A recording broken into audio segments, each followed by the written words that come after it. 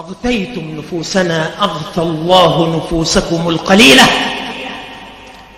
إن لم تكفوا عن أهل السنة فلا هوادة بعد اليوم.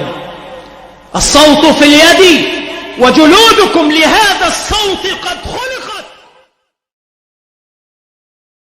وفي ختام هذا الشرح لا بأس أن أسوق كلاما لشيخنا حفظه الله عالم الجزائر محمد علي فركوس حفظه الله في كتابه منصب الإمامة الكبرى أحكام وضوابط، يلخص فيه ما ينبغي على الرعية تجاه إمامهم وحاكمهم. قال عليه رحمة الله حيا وميتا، وحفظه الله وأطال الله عمره في الخير، ونفع المسلمين بعلمه، ورد عنه كيد الكائدين وحسد الحاسدين وحقد الحاقدين.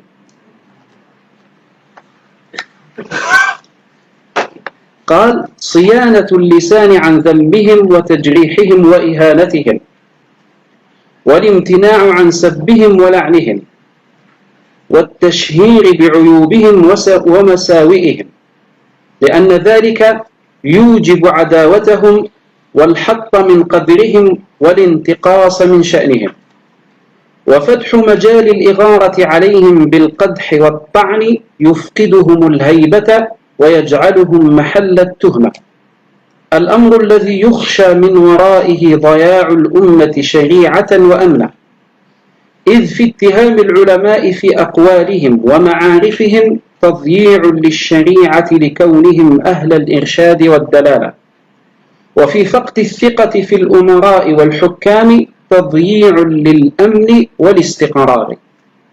ثم ساق كلاما للشيخ ابن عثيمين عليه رحمة الله في هذا المعنى، وهذا يلخص كل ما سبق ذكره في هذه المداخلة، ويبين أن الشيخ حفظه الله على عقيدة سليمة فيما يتعلق بعقيدة أهل السنة والجماعة مع حكامهم وولاة أمرهم.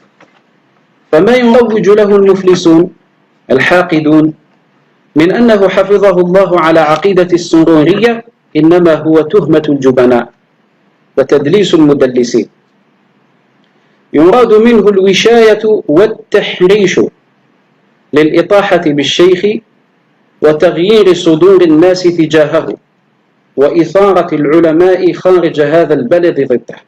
فنسأل الله عز وجل أن يحفظه من كيد هؤلاء ومن شرهم ومن تدليسهم، وأن يطيل عمره في الخير، وأن ينفع به الإسلام والمسلمين وسائر أهل هذه الملة وهذا الدين. نكتفي بهذا القدر، والعلم عند الله تعالى، وآخر دعوانا أن الحمد لله رب العالمين.